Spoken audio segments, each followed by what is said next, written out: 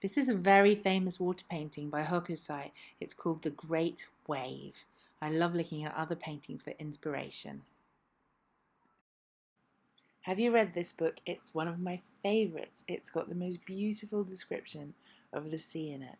The man whose mother was a pirate tells the story of a little man who sees the sea for the first time. He opened his mouth, and the drift and the dream of it, the weave and the wave of it, the fume and the foam of it never left him again. At his feet the sea stroked the sand with soft little paws. Further out the great graceful breakers moved like kings into court, trailing the peacock patterned sea behind them. Why don't we try and paint a big peacock patterned sea like he did? I'm starting off with spaces, so I'm painting tiny curls of white, and then I'm going to paint around them so I have light in my sea, which will give it a little bit of interest. And I'm using all the blues in my paint palette, and then I'm going to start adding in some greens.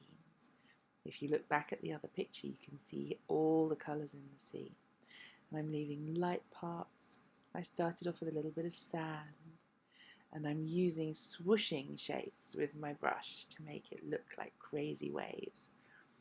I've got a nice wet page and a nice wet brush, and I'm letting all the colours mix together on the paper.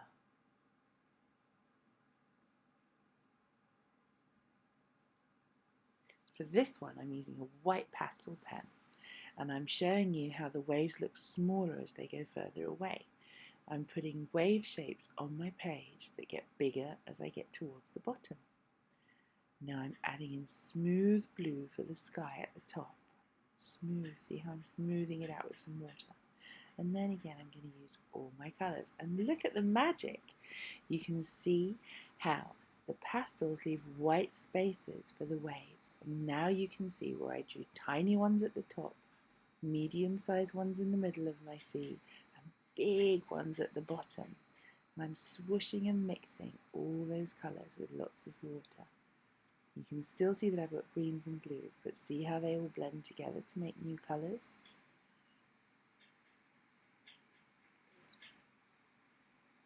Finally, we're going to do a very famous bit of water, and I'm using all those pastels in different colours now. Watch me sketching. Can you guess what it is? There's a very famous boat at the front. There's a very famous red big wheel.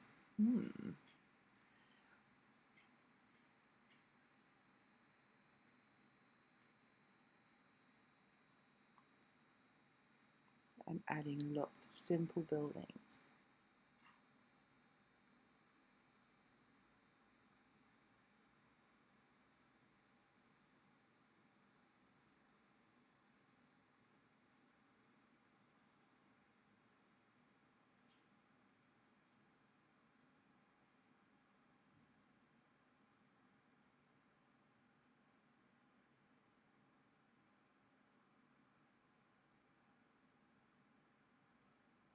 Have you worked out where my very famous skyline is yet?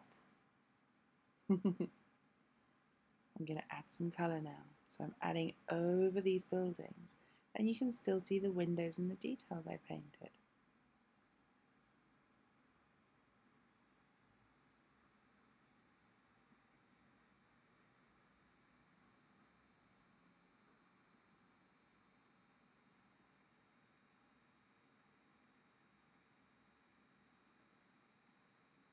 Tiny bits of sky above the mountains.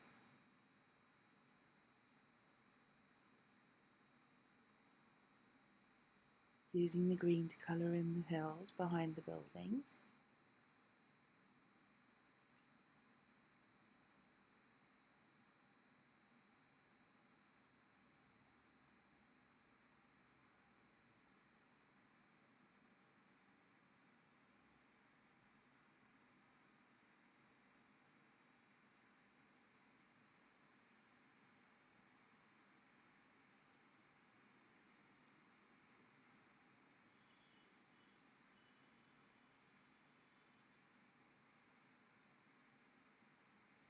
And back to the fun part. Here's the water again.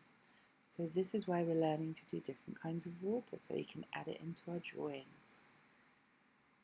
So there is my Hong Kong.